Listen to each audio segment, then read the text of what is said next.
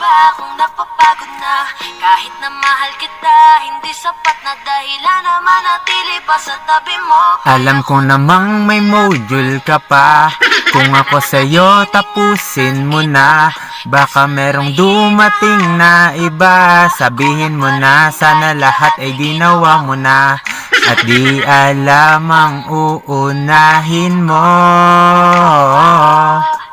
Alam ko na kailangan mo ng sasagot sa module mo. Huwag umasang dadating tulong ng iba, dahil ang module gagawin mong mag-isa. Gabi-gabing magpupuyat, magsagot magsulat, hanggang magsawa ang iyong mata. Dahil kailangan mong matapos na ito. Pagod ka na pero walang aasahan na iba ang sarili mo. Di ka na masaya sa'kin, ano pang magagawa ko? Tanggapin ko na lamang ang